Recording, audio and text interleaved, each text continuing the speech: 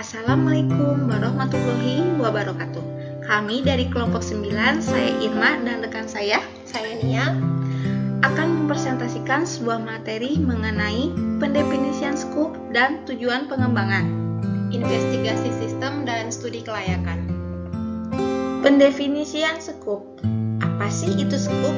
Skop dalam konteks sistem informasi biasanya merujuk pada lingkup atau skop. Ini mengacu pada batasan atau ruang lingkup dari suatu sistem informasi, yaitu sejauh mana sistem tersebut mencakup dan mengelola data atau informasi tertentu. Pengembangan sistem ialah penyusunan suatu sistem yang baru untuk menggantikan sistem yang lama secara keseluruhan atau memperbaiki sistem yang telah ada. Tujuan pengembangan adalah untuk memecahkan masalah atau meraih peluang menuju ke arah yang lebih menguntungkan atau untuk memenuhi kebijakan. Alasan diperlukan pengembangan sistem informasi terdiri dari 1. Adanya masalah yang timbul dari sistem yang lama, yaitu berupa ketidakberesan sistem yang lama, seperti yang menyebabkan sistem yang lama tidak dapat beroperasi sesuai dengan yang diharapkan. Kemudian adanya pertumbuhan organisasi, yaitu adanya kebutuhan informasi yang semakin luas, volume pengolahan data semakin meningkat, perubahan prinsip akuntansi, karena susunan sistem yang baru yang menyebabkan sistem yang lama tidak efektif lagi dan tidak dapat memenuhi lagi semua kebutuhan informasi yang dibutuhkan manajemen. Kedua, untuk meraih kesempatan dalam berbagai hal, diantaranya dalam keadaan persaingan pasar yang ketat, kecepatan informasi atau efisiensi waktu sangat menentukan berhasil atau tidaknya strategi dan rencana-rencana yang telah disusun untuk meraih kesempatan dan peluang pasar, sehingga teknologi informasi perlu digunakan untuk meningkatkan penyediaan informasi agar dapat mendukung proses pengambilan keputusan yang dilakukan oleh manajemen. Alasan yang terakhir yaitu adanya instruksi dari pimpinan atau adanya peraturan dari pemerintah, yaitu kinerja sistem harus lebih efektif. Kinerja dapat diukur dari jumlah pekerjaan yang dapat dilakukan suatu saat tertentu. Dalam tujuan pengembangan, dengan dikembangkannya sistem yang baru, maka diharapkan akan terjadi peningkatan yang berhubungan dengan kinerja organisasi, yaitu peningkatan kinerja bertujuan untuk meningkatkan jumlah transaksi dengan waktu yang secepat mungkin. B. Kualitas penyajian informasi, yaitu peningkatan kualitas dari informasi tersebut akan menentukan kebijakan informasi dari organisasi. C. Manfaat-manfaat atau keuntungan-keuntungan atau penurunan biaya yang terjadi atau ekonomis, yaitu meningkatkan keuntungan dengan biaya minimum. D. Pengendalian untuk mendeteksi dan memperbaiki kesalahan-kesalahan serta kecurangan-kecurangan yang akan terjadi, yaitu digunakannya untuk mengontrol dan mendeteksi adanya kesalahan pada suatu sistem. E. Efisiensi operasi, yaitu bagaimana sumber daya tersebut digunakan dengan pemborosan yang paling minimum, pemanfaatan sumber daya semaksimal mungkin. F. Layanan yang diberikan oleh sistem, yaitu peningkatan layanan oleh sebuah sistem. Yang selanjutnya adalah investigasi sistem. Investigasi adalah upaya penelitian, penyelidikan, pengusutan, pencarian, pemeriksaan, pengumpulan data, informasi, dan temuan lainnya untuk mengetahui atau membuktikan kebenaran atau bahkan kesalahan sebuah fakta yang kemudian menyajikan kesimpulan atas rangkaian, temuan, dan susunan kejadian.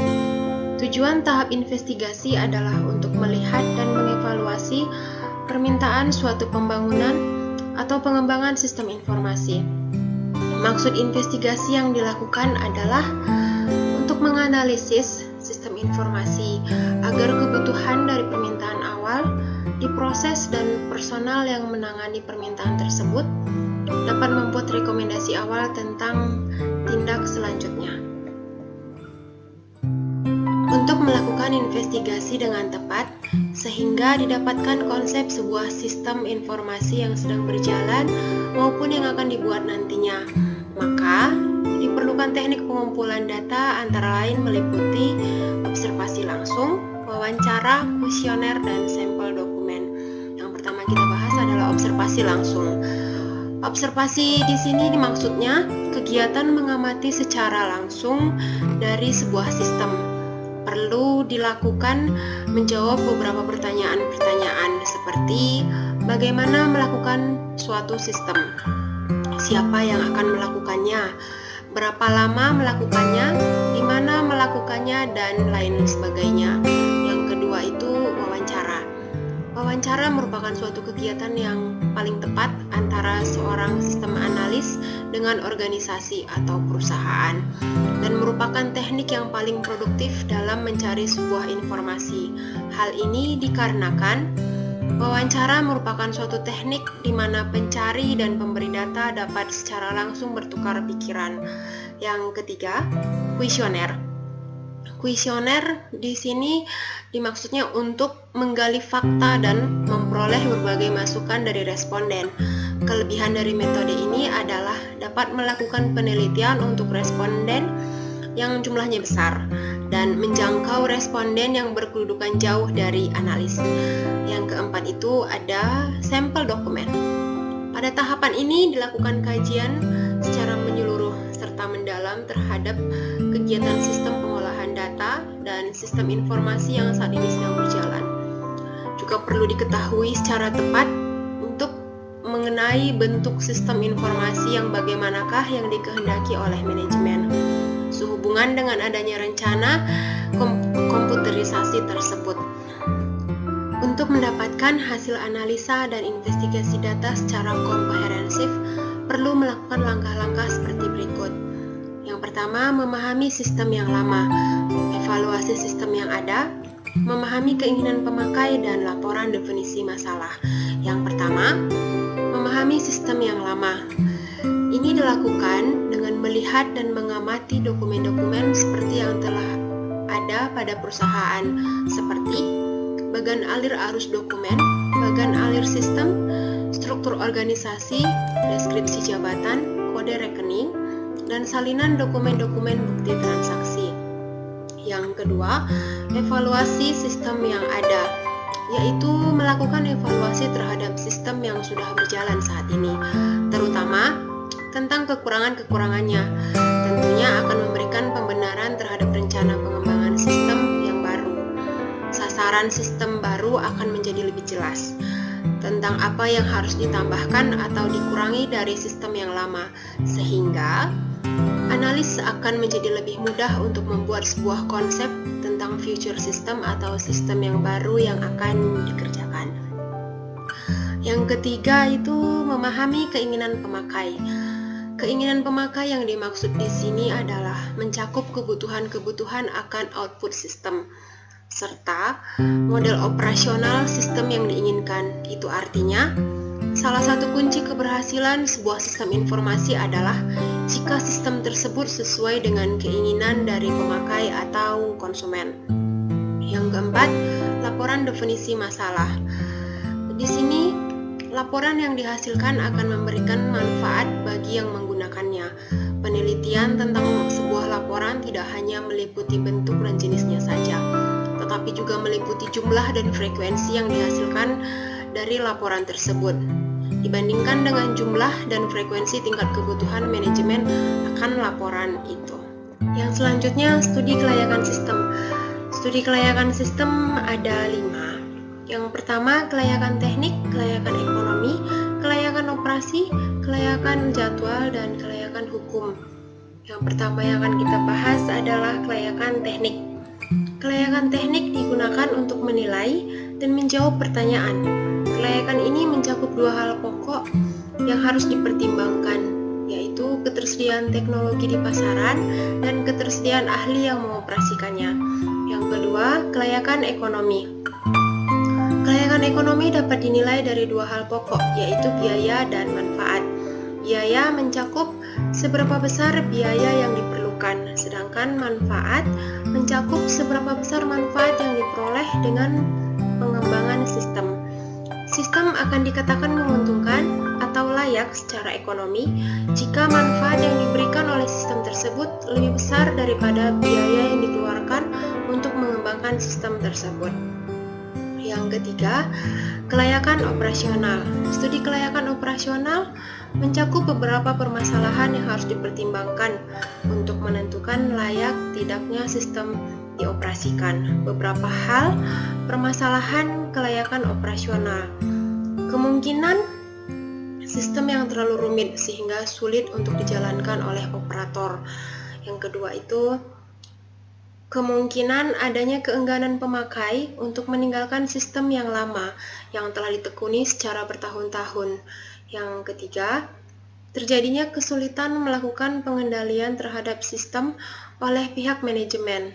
Yang keempat, kualitas informasi yang dihasilkan sistem, apakah sudah cukup memuaskan pemakainya atau tidak. Yang keempat, kelayakan jadwal. Kelayakan jadwal menilai apakah sistem dapat dikembangkan sesuai waktu yang ditetapkan sesuai dengan kebutuhan sistem. Pihak manajemen sebagai pemakai sistem dan analis sebagai pembuat sistem dapat menilai apakah waktu yang disediakan untuk mengembangkan sistem dapat diterima dan disepakati bersama. Yang terakhir adalah kelayakan hukum. Kelayakan hukum yang dimaksud di sini adalah peninjauan kembali hal-hal yang menyangkut penerapan sistem dan dampak yang akan ditimbulkan. Yang terakhir, kesimpulan. Pendefinisian skop dan tujuan pengembangan. Proses ini membantu dalam memahami ruang lingkup proyek secara rinci, termasuk fitur-fitur yang akan disertakan dan batasan-batasan yang harus diperhatikan. Tujuan pengembangan yang jelas dan terdefinisi membantu dalam menetapkan arah proyek dan memberikan pemahaman yang konsisten kepada seluruh tim pengembang. Untuk investigasi sistem, langkah ini penting untuk mengidentifikasi kebutuhan pengguna, masalah-masalah yang ada dalam sistem yang sudah ada, dan peluang perbaikan atau pengembangan. Hasil investigasi sistem membantu merumuskan strategi pengembangan yang sesuai dengan kebutuhan dan tantangan yang dihadapi oleh organisasi atau proyek. Yang terakhir adalah studi kelayakan. Studi kelayakan membantu dalam mengevaluasi apakah proyek atau pengembangan sistem memiliki dasar yang kuat dari segi teknis, finansial, dan operasional. Kesimpulan dari studi kelayakan memberikan kejelasan apakah proyek layak dilanjutkan atau tidak, serta membantu menghindari investasi yang tidak produktif. Secara keseluruhan, ketiga langkah ini berkontribusi secara signifikan dalam merancang dan mengimplementasikan solusi yang efektif dan sesuai dengan kebutuhan organisasi atau proyek. Masing-masing tahap memiliki perannya sendiri dalam menjamin keberhasilan proyek dan mengurangi resiko yang mungkin muncul selama siklus pengembangan berlangsung. Terima kasih. Alhamdulillah, sekian presentasi dari kami kelompok 9. Mohon maaf apabila penyampaian kami ada kesalahan, dan semoga materi yang kami sampaikan bermanfaat. Terima kasih. Wassalamualaikum warahmatullahi wabarakatuh.